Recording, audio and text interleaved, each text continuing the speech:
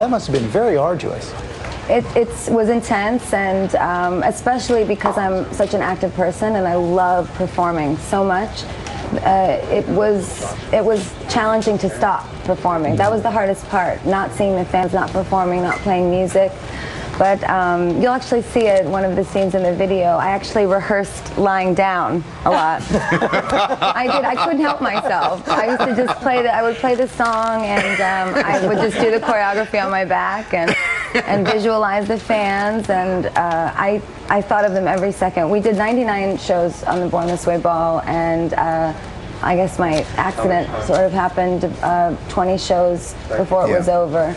So it had to be incredibly painful. They have not taken one moment not to think of you. They are pressed up against the glass all around Times Square. It's awesome. And they're very glad to have you back, as are we. Now, when I look at this, and I look at the new look, and we see the image on Applause. So tell me what's behind the whole, creation of the look here. Well, when we were on set, we did a lot of different looks in this video. So you're going to see that soon, but they're each very representative of different parts of me, as well as my obsession with transforming and transforming as magic. So this particular image, we put this sort of clown makeup on my face as an ode to the jester who lives for your applause. And as I was performing on the set, I started to feel really emotional and sad because I hadn't seen my fans for a long time. And it's very different performing for a camera than performing for 50,000 people. It feels different. I truly miss them. So I took my hands and I smudged the makeup down my face like tears. And I began to cry while I was singing I Live for the Applause. And what I mean is not that I live for attention, but I live for making you happy. And that's when the applause happens, when the audience loves it. And we even talked a little bit about the chair and the audience, because for you, this chair represents communicating to your fans in the way that you have. Yes, it absolutely does. And with Art Pop, I really wanted to create a musical and visual language that shows that my fans and we talk in images all the time on the internet, not just to one another, but through pictures and through videos and through art.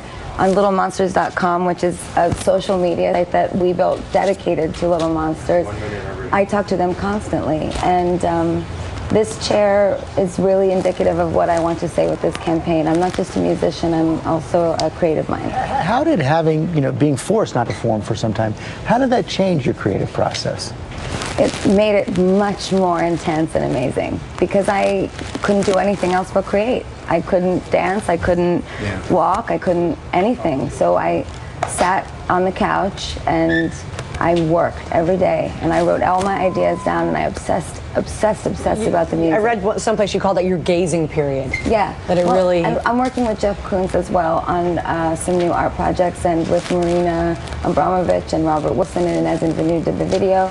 And Jeff, when he talks about art, I literally just, I sit there like this and fan myself. I mean, wow, he's so incredible. But the gazing ball is something that he's used in his work and his previous, most recent exhibition at the Gagosian.